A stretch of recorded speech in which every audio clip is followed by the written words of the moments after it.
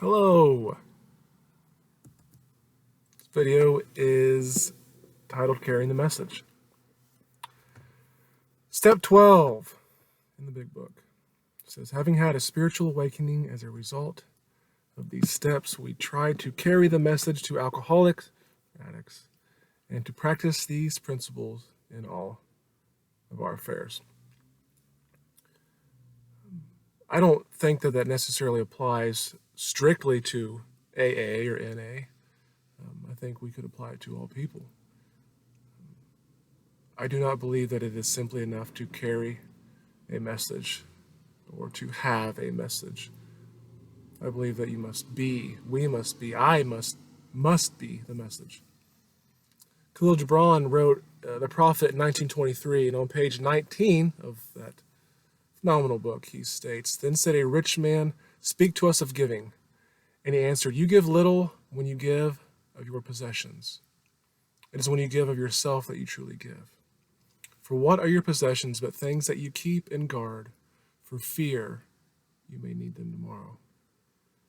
There is a saying, judge a man not by what he does, but by what he does not have to do. And to judge the true quality of a man is what he will do when no one is looking. Not for gain, not for increase, not for promotion, not for validation. It's not about anything external. It's not to make someone else happy, which is often our focus, reason for living. Not to check someone else's box, not to get somebody off your back, etc. He goes on in the prophet to say, there are those of us who give little of the much which they have, and they give it for recognition, and their hidden desire makes their gifts unwholesome. And there are those who have little and give it all. These are the believers in life and the bounty of life, and their coffer is never empty. See first that you yourself deserve to be a giver and an instrument of giving. All of us have work to do, and each one of us has something to contribute to life. And if you don't do it, it won't be done. No one is able to teach what only you can teach. No one will show up in your family and play the part that only you can play. No one is going to write your or my book.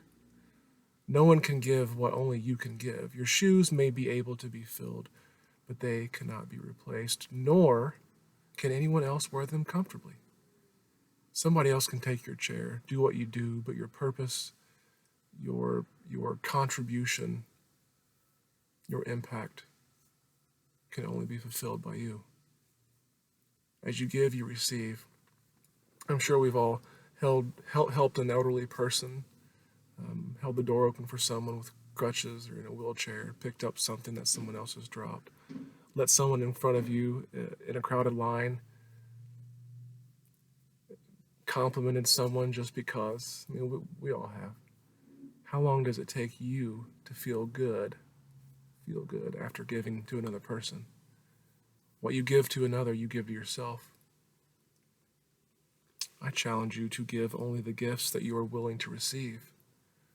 Another way to phrase this would be do unto others, treat people how you want to be treated, etc. When you contribute more of yourself to life, to work, to your marriage, to your relationships, to your talents, life takes on a whole new meaning. Once you find out your purpose in life, which is determined by you, and it is not that difficult to discover.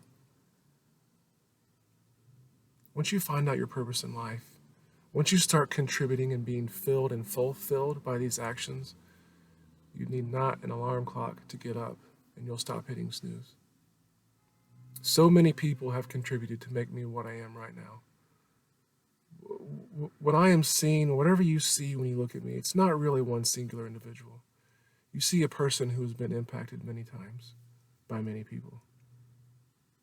Some good, some bad. None of us are here by our own doing.